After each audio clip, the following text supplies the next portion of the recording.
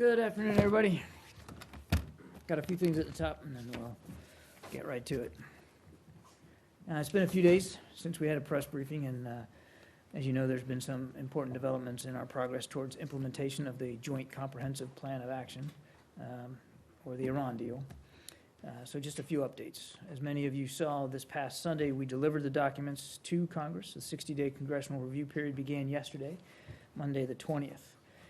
The Secretary, as you know, will be making his way up to Capitol Hill this week in some closed briefings tomorrow, and then open testimony on Thursday to the Senate Foreign Relations Committee. He very much looks forward to these engagements and to addressing the concerns that so many members of Congress continue to have about the deal, answering their questions.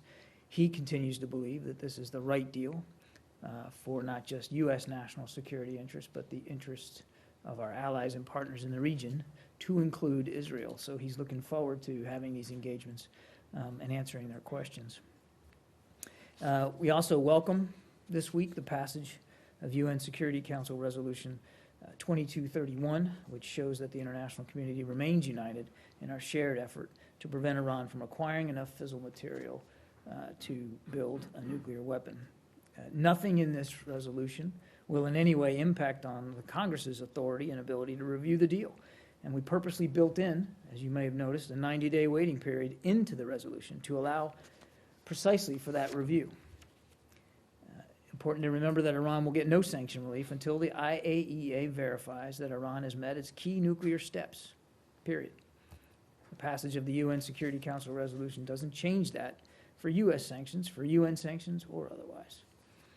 And then finally, I think, while we're on the topic of Iran, I think it's important to note that today marks the one-year anniversary of Jason Rezaian's unjust detention in Iran. And as I think you heard the Secretary talk about this yesterday in various interviews that he conducted, he never misses a chance on the sidelines, never missed a chance on the sidelines of the nuclear talks to raise Jason's detention with Iranian officials, as well as the detention of Amir Hekmati and Saeed Abedini, and of course, never missed a chance to continue to ask for Iran's help in locating Robert Levinson. And we've been very clear that until they're home, we're not going to stop in our efforts and pursuit to see that outcome. Speaking of anniversaries, today this past weekend, marked the 10th anniversary of the framework for U.S.-India Civil Nuclear Partnership. That joint statement between President George W. Bush and Prime Minister Singh paved the way for the unprecedented cooperation between our two countries that we continue to see today. Our cooperation in civil nuclear energy, space exploration, defense technology serves as the core of a growing U.S.-India relationship, as underscored by President Obama's recent visit to India. I'm looking around for Goyal. I don't see him here today. I put that in there today specifically for Goyal, and I don't see him. I also want to just, you saw my statement this morning on the elections in Burundi, but I want to take an opportunity to once again note that the U.S. warns that this presidential election in Burundi cannot be credible, because the electoral process there has been tainted by the government's continued harassment of opposition and civil society members, closing down media outlets, and, of course, their intimidation of voters. We believe that the election today risks unraveling the Arusha Agreement, which states clearly that no Burundi president shall serve more than 2 terms in office. The government of Burundi's decision to deny its citizens the ability to choose their leadership freely forces the United States to review all aspects of our partnership. We strongly urge all parties to recommit themselves to upholding the Arusha Agreement and its power-sharing arrangement, which has been the cornerstone of peace and security over the past decade in Burundi. And then just 2 final points. As you saw on the Secretary's public schedule, he had lunch today with President Buhari of Nigeria and his delegation. Lunch lasted about an hour, just wrapped up around 1 o'clock or so. Very fulsome discussion about a broad range of issues, of things that the United States stands willing and able to help President Buhari deal with as he puts together his government and starts his administration. Everything we talked about, everything from economic development to the energy sector to, of course, security. And as you might expect, everybody had the same shared sense of concern about Boko Haram, particularly their attacks in the north. So it was a good, full-ranging discussion. The Secretary was delighted to host him here at the State Department. And more critically, he made it clear that, that we would continue to have a dialogue with President Buhari and his government moving forward. And then lastly, on a program note, I got asked a lot last week about the trafficking in persons report. I can tell you now that that will be released on Monday morning. We'll roll that out beginning at 10 o'clock. I'll have more details on that a little bit later in the week, but I know that that was something everybody was interested in, so I wanted to go ahead and get that out there. With that, Matthew? Well, quite apart from your suspect use of the word fulsome, which we can go into off camera a little later, let me just start with Burundi, because I think it'll be very quick before I want to go to Iran. You say that this election lacks all credibility. Well, it's begun. People are voting, such as it is. So what would you have them do? Call it off? Nkurunziza is probably going to win. Not probably. Well, he is going to win, right? So, you know, what do you want them to do? You want him to say, "Okay, I won, thanks, but no thanks. I'm not gonna." What we wanted and made clear that we No. wanted. But You that mean was what in we the want them past. to do today? Look, Yeah. look, Matt, I mean, I think we understand, there's nothing that we're gonna be able to do to affect an election that is ongoing as we speak. We understand that, but there's no international observers, there's a routine intimidation of voters. There's been a sustained effort to silence freedom of speech by media and by opposition members. So this is in no way, shape, or form can this be considered a free, fair, or credible election. And so what we're going to do, I mean, we can't do anything to stop what's going on in the polls right now. We recognize that. What we can do is review all our aspects of the partnership with Burundi that those items that even haven't been suspended. But what can they do to prevent you from going ahead with your review? Is there anything, or is it too late? I mean, when he wins, which he will, you want him to say, "I've been elected, but I refuse the honor. I won't accept a third term." Would that be okay? Is there anything that they can do to stop you from reviewing your cooperation? Short of observing the Arusha agreement, which they've already violated, short of intimidating opposition members and citizens, which they've already done, I can see very little outcome here other than we're going to have to review all aspects of the relationship. So there's nothing. All right. Unless anyone has more on Burundi, I just want to briefly on Iran. On Burundi? Yeah, sure. Just to follow up, sorry. The special envoy is supposed to travel there. Is that still happening? Will he be meeting with anyone from the government? I don't have an update for you, but I'll get you that. Yeah, that's it. Thank you.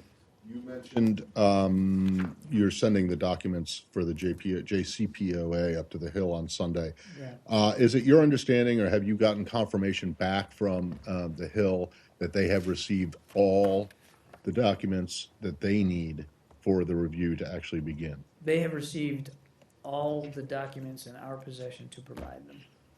Is it your understanding that all of at least the unclassified parts of what was sent to the Hill are available for members and staff to review? I don't know if you're trying to get at something with the word unclassified, but let me just go back to what I said. All of the relevant documents in our possession on this deal, and there's a lot of them, were all provided to the Congress. Right. And as part of the law that the president signed, the Corker bill that the president signed into law, is that there was, in addition to the actual JCPO, in addition to the actual deal, the agreement, there were other parts, annexes, separate, quite apart from that were supposed to be sent to the Hill, some of which unclassified, Yeah. which could have then classified annexes to them. This is U.S. documents. So the right? documents that we So- sent do include the verification assessment report and the Right. intelligence community's classified annex to that report. And everything else that's in our possession coming out of Vienna has been provided, unclass or class. And your understanding is that the unclassified is available for anyone up there to see. I know of no restrictions that would be placed on unclassified access to the to the documents. Okay, we good? More on Iran? Different topic? Yep. On Iran? Well, she had her hand up for, you're on Iran? All right, go ahead. Thank you. So Khamenei's I'm still getting advisor, used to this process Sure, that we of all do course. here where we stay on it. Go ahead. yeah, Iran's supreme leader Khamenei's advisor Velayati, he's told today that the American diplomats are trying to have conversation with Iran regarding Syria. Regarding what? On Syria? Syria, yeah. Can you confirm that? I missed the, Yeah, sure. Velayati, Khamenei's advisor from Iran. Khamenei- So American diplomats are engaging with Iran regarding Syria. there are no engagements Mhm. with Tehran on what's going on in Syria. Just to be crystal clear, the engagements with Iran were on this nuclear deal, and only on this nuclear deal. We've said from the very beginning, and continue to say, that there's no coordination or communication with Tehran on the fight against ISIL, which would include anything going on in Syria. Okay, Jenny?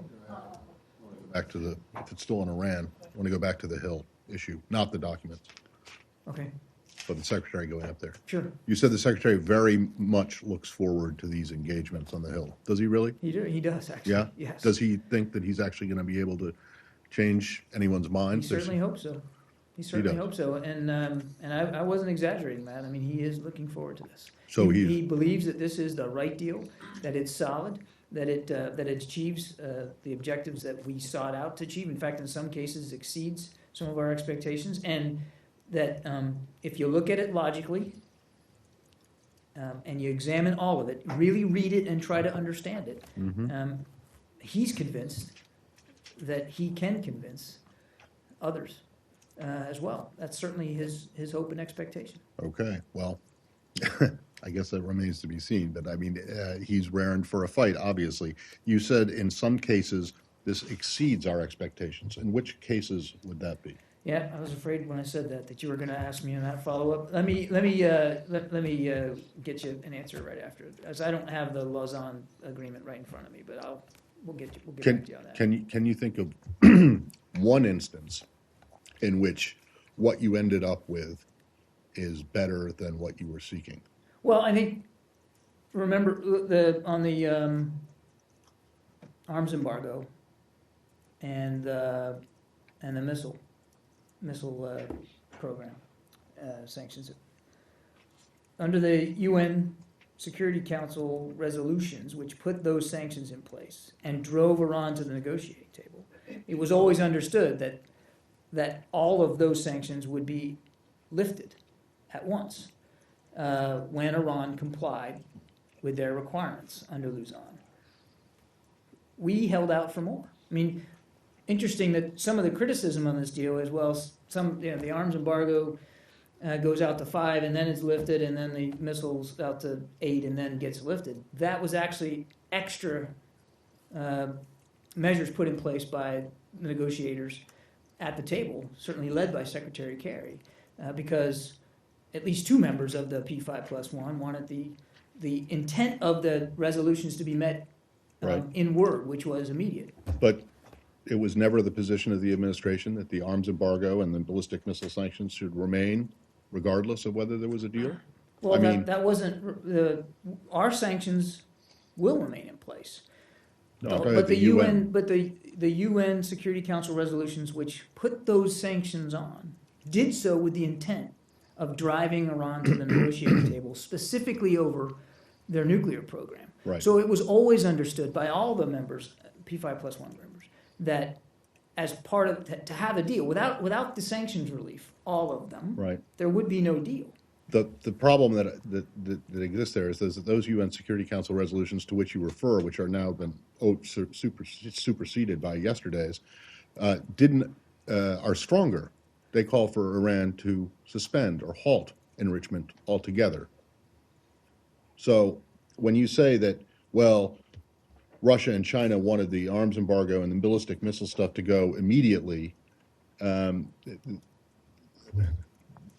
they wouldn't have gone immediately because Iran wasn't in compliance with the terms of the previous resolutions. They wouldn't go immediately Well, until they had met their requirements with the right, nuclear but you're program. casting this as it's a U.S. victory or something that exceeds your expectations that you kept the arms embargo in place for 5 years, when in fact, I believe the administration wanted it in place forever, but maybe I'm wrong on that, and the ballistic missile sanction and ballistic missile stuff for 8 years.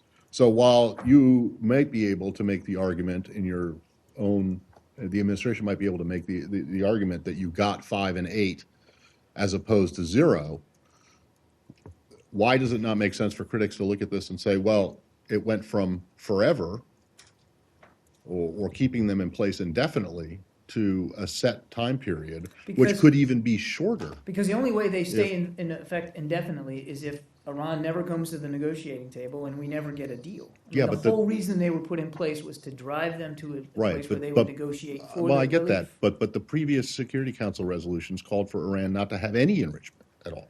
And now you're allowing them enrichment, and yet you're giving them this arms embargo and ballistic Well, missiles. look, I mean, Matt, All it's right, part of the negotiations. okay. But you say that those are I'm two saying things that that that's you better exceeded your than, expectations, yes, better that's than one what you thought. example, and if you need more, I'm happy to, Okay. I'm happy to provide that for you. Where's Sam? Sam's here, he can help with that. Iran. Yeah. Iraq? Iran. Iran? Yeah. Still on Iran, okay. Yeah. So, John, after the deal, how do you define your relationship with Iran? Is Iran an enemy, or what is the status of your relation with them? I don't know that we're gonna put them in a nice little neat rhetorical box for you. There's no diplomatic relations with Iran. Iran continues to fund and participate, encourage, and incite destabilizing activities in the region. Nobody's turning a blind eye to that. Would we call Iran a friend? No, I don't think we would. But look, we focused on removing this one very key, very important destabilizing activity, which was their pursuit of nuclear weapons capability. That was the focus. We achieved that through this deal. And now, dealing with an Iran that doesn't have that capability is going to be easier, not easy, but easier than dealing with an Iran or pushing back on an Iran, which either is on the threshold of that capability or in possession of it. But you didn't answer my question. Like, is it? I know I didn't answer your question because I'm not I good. mean, it's an enemy. Or it's not a friend, but is it an enemy? I'm not. I've told you. I've described the relationship with Iran, and while you might like a nice little neat box for us to put this in, I'm not going to do that. Yeah. Just to follow up on that point. I mean, sure, it's not a friend. You don't have diplomatic relations with it. But two of your closest allies, France and Britain, are sending their top diplomats, some with businessmen and so on. Isn't that, sort of paving the road to bringing Iran into sort of the friendly camp, so to speak? I mean, these are your closest allies, I right? can't speak for. Right. I can't speak for what our allies may be doing or thinking about in terms of a new relationship with Iran. I can just point you to what Secretary Kerry has said. Right. From the time he got back from Vienna and actually before then, was that our focus is on this deal, achieving this outcome, and not necessarily through this deal trying to drive some change in Iran's behavior. Now, if it leads to that, to a more constructive, Yeah. productive set of behaviors out of Iran in the region, well, that's all to the better. But that wasn't the goal here.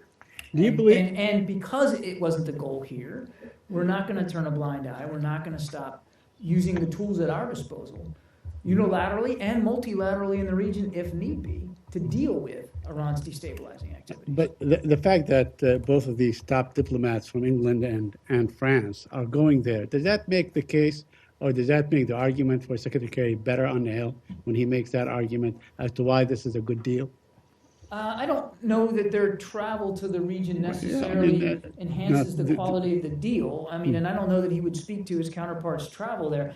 I think my answer to Matt, that the secretary is very comfortable with the details of the deal and the product itself, and looks forward to explaining it. Iran's representative at the United Nations had some harsh words to say yesterday about the United States of America.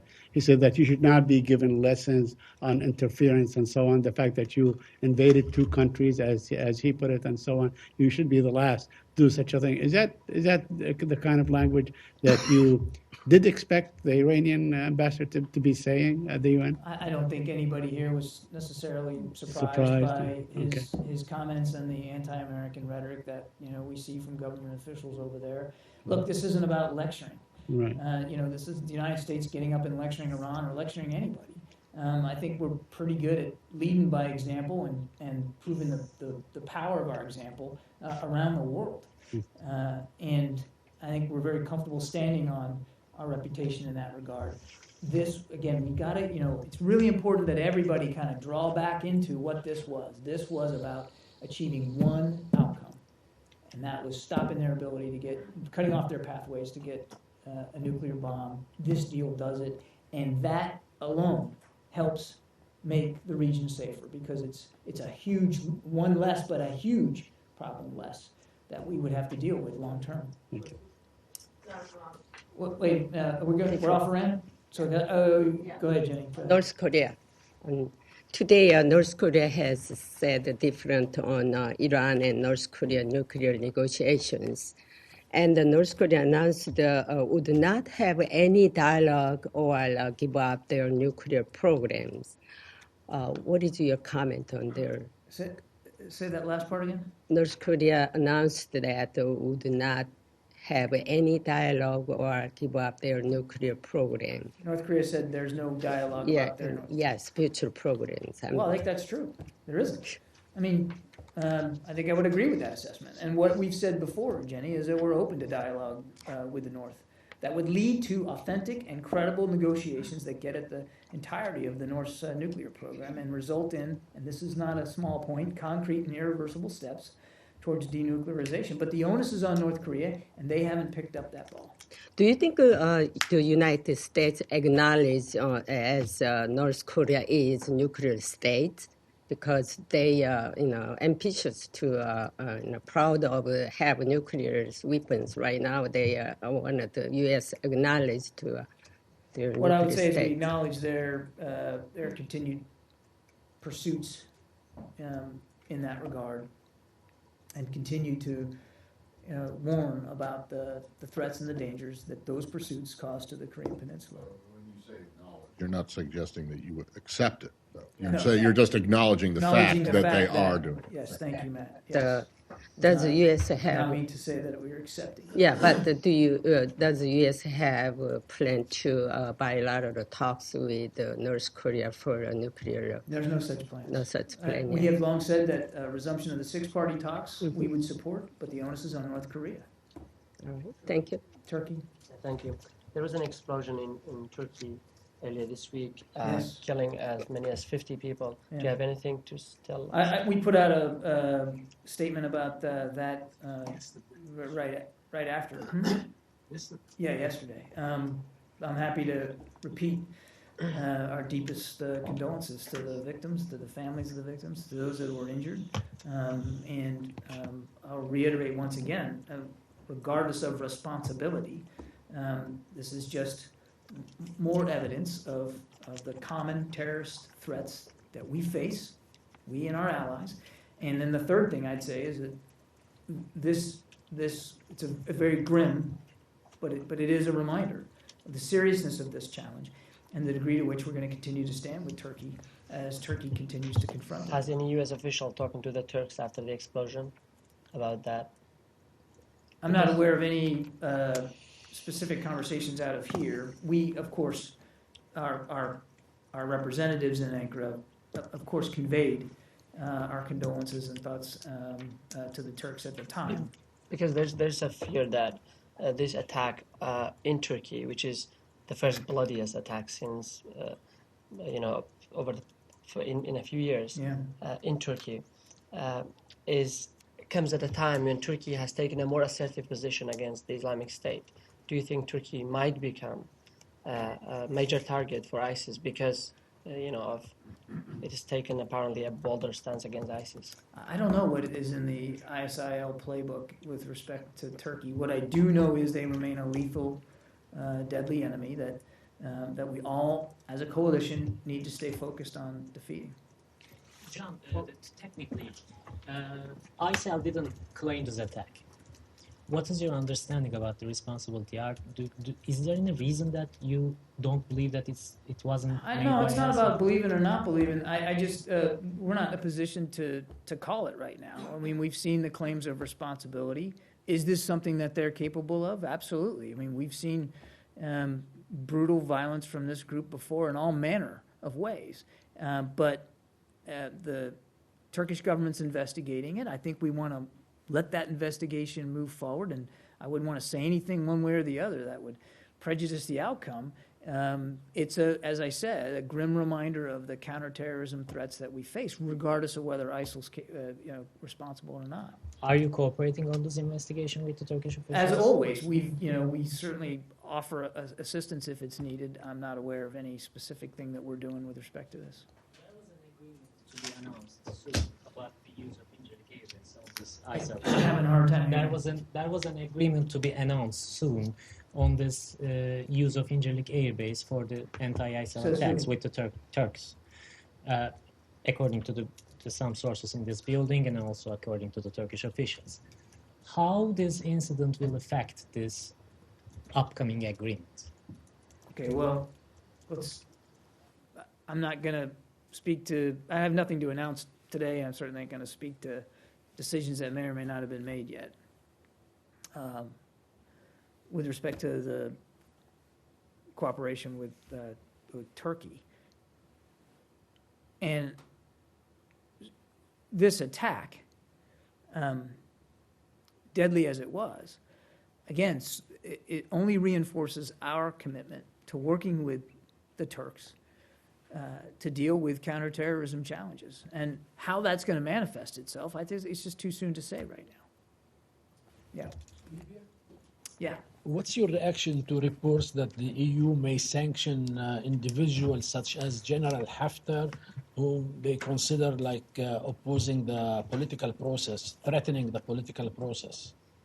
Well, I'd say we share the EU's concern about the threatening statements and actions by some Libyans that are meant to undermine peace and stability. We continue to strongly support the UN Special Representative Bernardino Leon as his efforts to achieve an inclusive political agreement in Libya. We also think that all Libya's partners should use all the tools at their disposal to help him achieve this balanced and comprehensive political agreement. For our part, the U.S. will continue to consider, targeted sanctions under the UN Security Council resolution against those engaging in or providing support for acts that threaten Libya's peace and stability. I have a question about, there was a statement made recently by a U.S. District Court Judge Rudolph Contreras at a status conference concerning a Judicial Watch FOIA lawsuit for State Department records. And this federal judge said if documents are destroyed, and he's talking about Secretary of State Clinton emails, if documents are destroyed between now and August 17th, the government will have to answer for that. And if they don't want to do anything out of the ordinary to preserve those records, they'll have to answer for that. My question is solely, do you have a reaction to that, A? And B, are you doing something out of the ordinary to make sure these are preserved? Are his concerns unwarranted? Where is all this coming from? Well, you're getting me a little unawares because I hadn't seen the statement. So I'd ask you to let me go take a look at this before I go into any great detail. But just to remind on process and sort of where we are, that former Secretary Clinton turned over some 55,000 pages in paper of documents comprising that email traffic that she believed represented her work here as Secretary of State. We've taken pains to properly secure that material and to scan it in electronically so there's an electronic record of it. And then we're going through it, as you know, every month and releasing those emails under using a Freedom of Information Act standard. I'm aware of no destruction of this material. Far from it. In fact, as I said, we're making strides to go through every single document to make it publicly available and to have a record of it that will be for the American people to see. So I know of no effort or designs or desire to destroy any of this. It's, again, quite the contrary. But I tell you what, because I haven't seen this statement, let me take that question and get back to you. Syria. Yeah. I don't know if you have seen the OPED by the PYD's co-chair Salah Muslim on Huffington Post. He was sort of showing the appreciation for the United States support and the coalition for the support the YPG fighters in the fight against ISIS in Kobani and Tel Aviv and other areas. But he was asking for like a broader cooperation for humanitarian assistance and also rebuilding Kobani. Is there anything like you want to take into consideration helping those areas liberated from ISIS, like you do it in Iraq? You have a working group there, but in Syria you don't have such a thing. I'm not aware of any plans to create such a group. As I've said before, we continue to try to assist them on the ground, mostly through the use of airstrikes, and that support will continue as needed. But I'm not aware of any additional efforts with respect to that. What prevents you not to do so, like in Syria? Those areas you take credit for the liberation and also for defeating ISIS. So I don't think we were taking credit for liberation. I think we're pretty good at giving credit where it's due, and some of that credit does go to U.S. air power and coalition air power as well. This is you're getting me into military matters that I'm not comfortable speaking to, but I'm going to let you get me into it for just a second. The execution of any strategy. Thanks for the reminder. The execution of any strategy is something that you're always looking at every day. So I'm not ruling anything in or out at this point. I'm just telling you where we are now, and that the support for those fighters, counter ISIL fighters inside Syria right now, predominantly exists through the use of coalition air power. And again, strategy is something you look at day in and day out. I just don't have anything to tell you in terms of announcements or anything. Like the question was about, these areas have been destroyed as a result of the fight, right. And there are people returning from Turkey, and you always encourage the people that can live inside their own country instead of going to the second country or creating a humanitarian crisis. So these people, they need assistance, and they are looking at you as one of the partners, part of the coalition.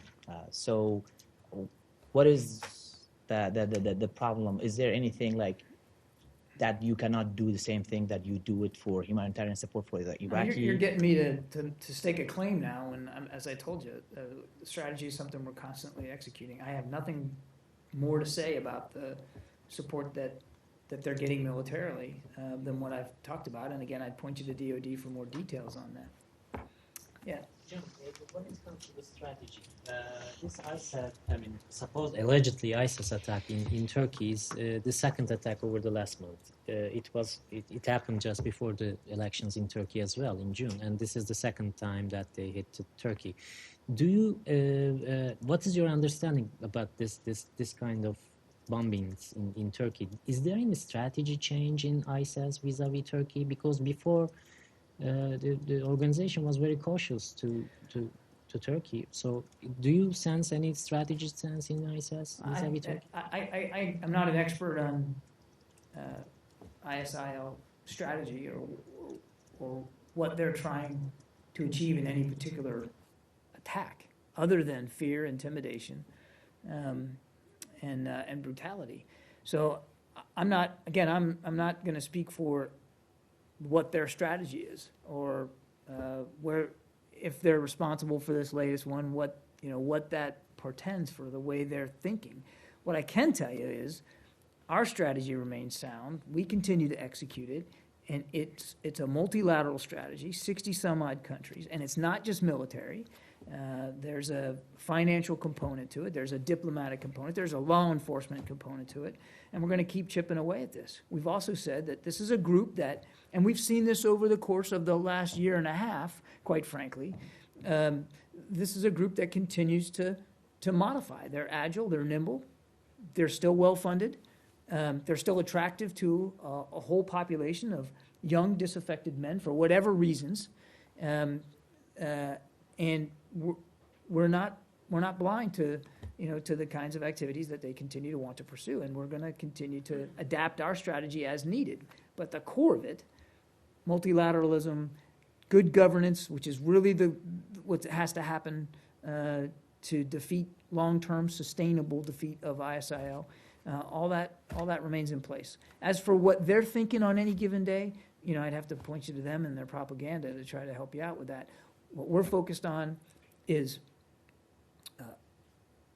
taking them off the battlefield, trying to limit their ability to sustain themselves financially or through human resources, and eventually help and defeat their narrative through political gains on the ground in Iraq and eventually, hopefully, in Syria. Might they try to prevent Turkey to be more active in anti-ISIL coalition with this kind of attacks? This is the comments coming from the experts in Yeah, this look, town I as well. mean, you could come up with all kinds of conspiracy theories here. I'm not in a position to do that. This most recent attack is still under investigation. I'm not going to get ahead of that. And whatever outcome it might have for Turkey is for the Turkish government to speak to. I know you'd love for me to talk about what the Turks are willing to do or what they're not going to do, and I'm just not going to do that. Every member of the coalition brings to this fight what they can, when they can, where they can, and we're grateful for that support, including Turkey, which is not just a coalition member, but a NATO ally. But as for what these attacks might do to change any calculus in Turkish thinking, I think you'd have to talk to Ankara about that. Can I just make a follow-up question? Are you satisfied with the degree or level of support that the Turks have offered you in the fight against ISIS? We are grateful for every contribution that every coalition member is making. It's a Is it coalition of the willing, which means every member has to be willing to contribute what they can, where they can, and we're grateful for that. John, Yeah. just to follow up very quickly on the strategy. Okay, by all accounts, ISIS runs its territory like a state. They collect taxes, they issue stamps, they control traffic, and so on. They are functioning like a state. Doesn't that call for a change in your strategy or the coalition strategy to attack them? I think they want to function as a state. Just calling yourself one doesn't make you one.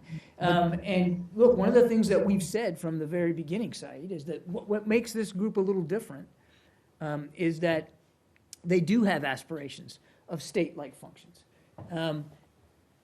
And their tactics on the ground aren't just common terror tactics, such as bombings, if they were responsible for this one, but almost in some ways. Now, they haven't done this in a while, but at the outset, we're operating their forces almost sort of paramilitary-like, in terms of the formations, the way they were moving and maneuvering, and some of their tactics on the ground. Now, that's changed because of all the pressure that's been put on them by the coalition. But, I mean, this is an evolving group.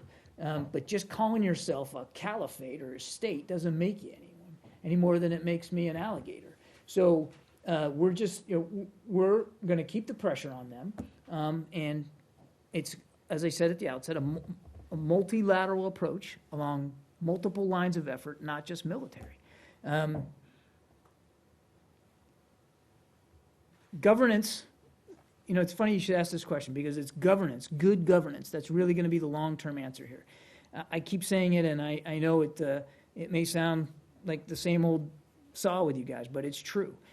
But good governance takes time, and it's hard. In Iraq, things are moving in the right direction. In Syria, in terms of good governance, it's not. And so what they think, or what they're telling people they're doing, is providing an element of governance. But I think all you have to do is look at the way they're behaving, and seeing how, most of the resources they get are from theft and corruption and extortion. That's not governance. That's theft. That's corruption. That's extortion. And their tactics are brutal and violent, and it's terrorism. Follow on Turkey. As a result of these recent attacks, like my colleagues also, they asked maybe ISIS, Turkey became a target for ISIS attacks. But do you increase any security measure for your diplomats in Ankara or in Turkey in general, or you take We it? never talk about security precautions that we take around the world, and I think you can understand why we don't do that. The safety and security of our facilities overseas and our people is paramount. It's the number one concern for Secretary Kerry wherever he has diplomats, but we never talk about the details of that. Yeah. Cuba? Sure. Now that we're building relations, has there been discussion about the pro-democracy programs in Cuba? Does the U.S., are you going to plan any changes, increase or decrease Our activities? plan is to continue those programs. We believe they're important, and we believe that the restoration of diplomatic relations and the engagement that our diplomats will now be able to have inside Cuba will help us. That some of them have raised that in the issue in some reports, complaints about it. So you haven't had discussions with them yet about We plan to addressing some of their continue- issues? We plan to continue these programs. Yeah, I think I'd leave it at that. Secretary Kerry on counterterrorism, he mentioned that as a collaboration area. Meanwhile, Congress is pushing legislation to cut off funding to Cuban defense. Do you see Congress hindering collaboration on? Well, we certainly hope not. I mean, we've certainly seen some of the threats to do that by members of Congress. Again, Secretary Kerry remains willing to discuss this new relationship that we're building with Cuba with members of Congress, but that would be counterproductive to a restoration of diplomatic relations in a place and with a people that we want to work to improve both the relationship and their quality of life in Cuba. And so standing in the way of this engagement, I think the Secretary said it really well yesterday when he said we're moving from estrangement to engagement, and that's true. And engagement offers you the footing to be able to make a difference there. And without that footing, you can't. And what you're left with then is what we had for 54 years, which clearly didn't really work.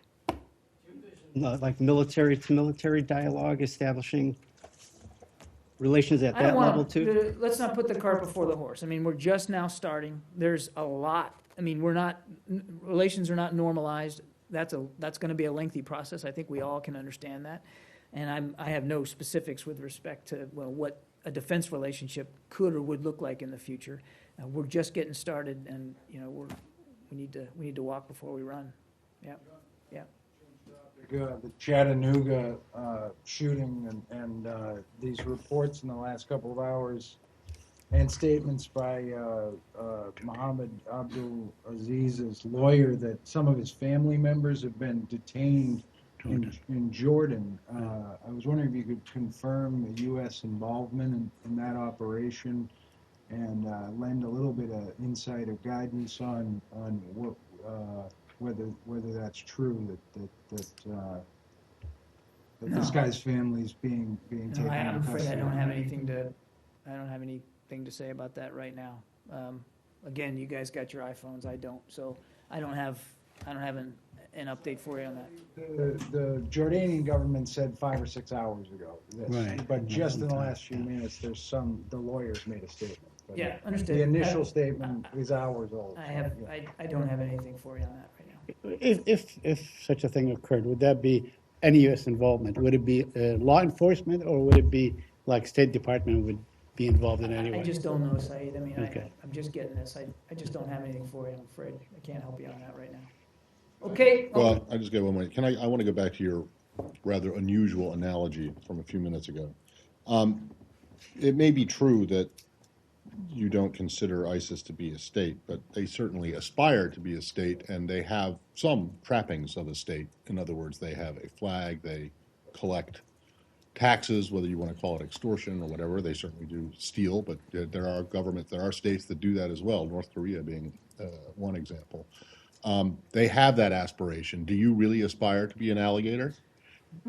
And the reason that I ask that is not to make it, not to make a joke, but yes, you can call it anything. So why, I mean, just because you call something does not make it so. And I want to extrapolate that. Just because you, the administration, call the Iran deal a good deal does not make it so.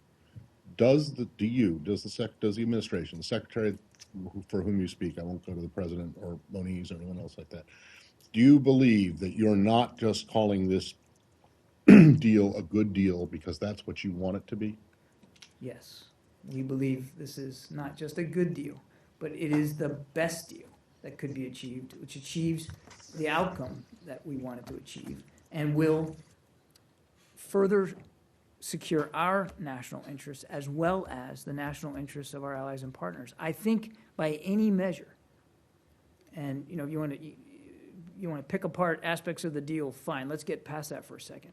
By any measure, I think it's just common logic that we can all agree to that an Iran without a nuclear weapon is better for the region than Iran with a nuclear weapon. Deal that we could have achieved, but that doesn't necessarily mean it's a good deal. It just means it's the best that you It could can be have both, gotten. though, Matt. It can be both a good and deal yours- and the best deal we achieved, and we believe And it you get is it's a good both. deal, and it is both. All right, thank you. Thanks, everybody.